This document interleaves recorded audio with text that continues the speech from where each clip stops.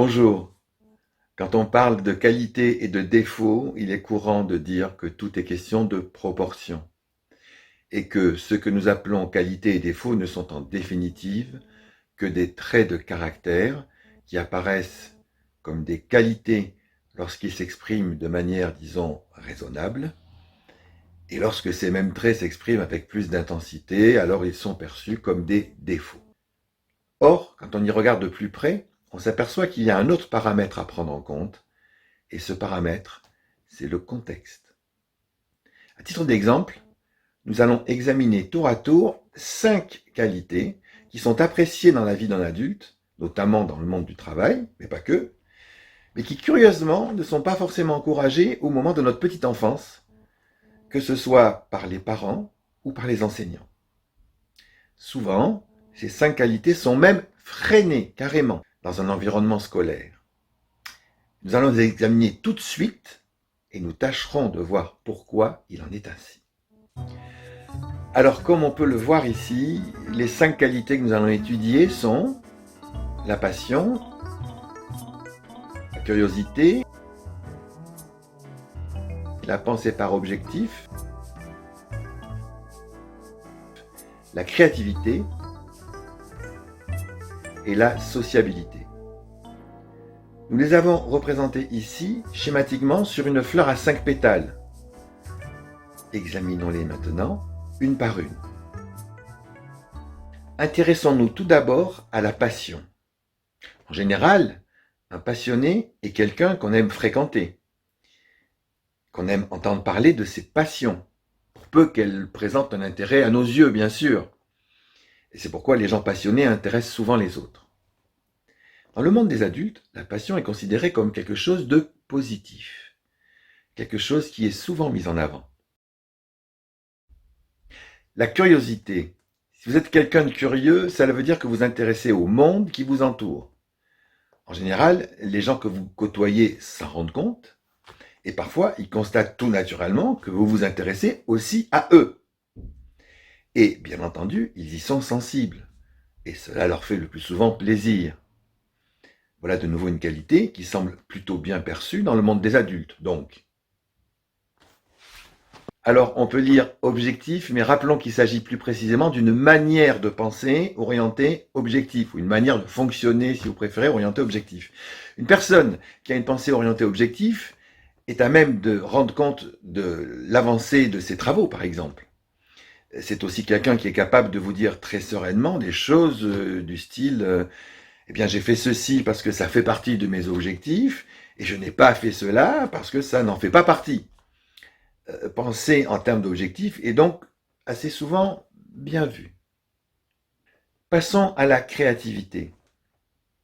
Les créatifs sont des gens très souvent appréciés, là aussi, et ceci dans des contextes de plus en plus nombreux.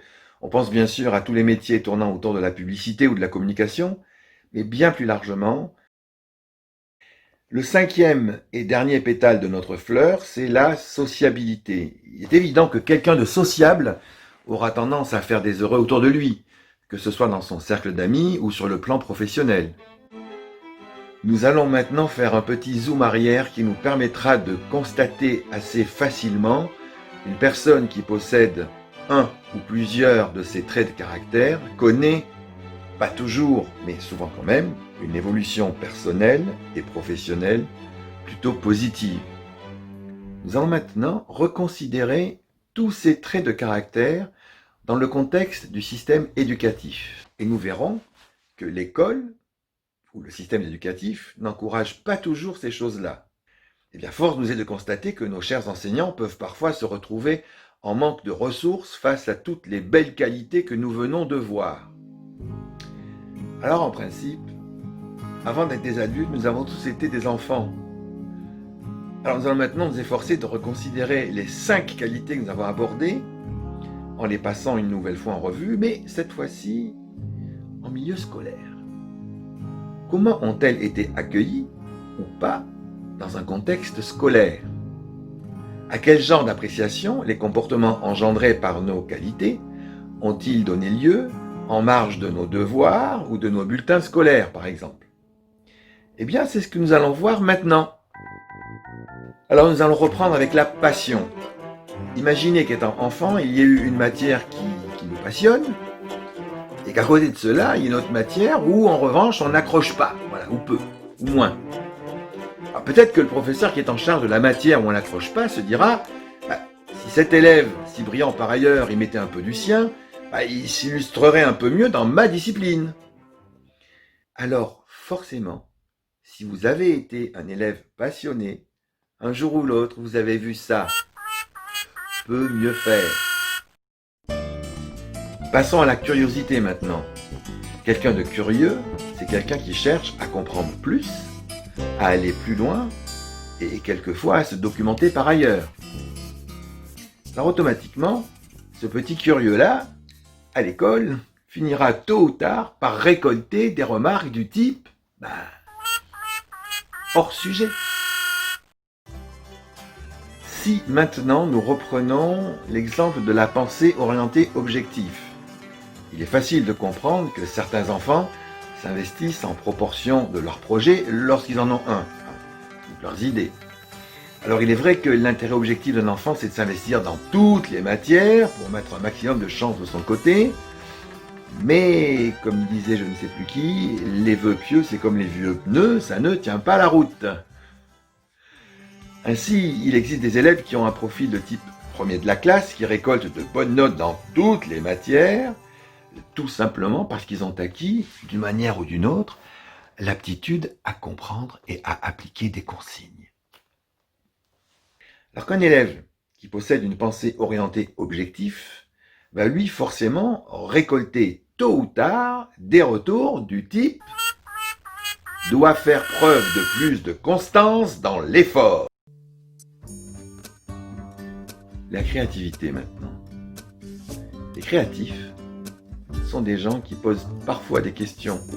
Leurs pensées souvent arborescentes les amènent en effet à faire des rapprochements parfois inattendus, qui peuvent être quelquefois incongrus ou qui peuvent paraître au moins incongrus au professeur. Alors qu'est-ce qu'on lui dit à notre petit créatif en pareil cas? Ça vous rappellera peut-être des souvenirs. On lui dit, écoute mon petit, tu es bien gentil, c'est bien gentil tout ça, mais franchement, là, tu te disperses trop. Alors la dernière qualité que nous avons vue tout à l'heure, c'était la sociabilité. Les enfants sociables sont entourés de beaucoup de petits camarades, mais en même temps, cela peut faire que leurs enseignants s'arrachent les cheveux. Et cela donne souvent ceci. Bavard en classe. Et oui, souvent les bavards sont juste des gens sociables, tout comme certains tricheurs d'ailleurs. Non, pas ceux qui trichent pour eux-mêmes, mais ceux qui laissent leurs voisins copier par exemple. En fait, ils sont souvent juste partageurs.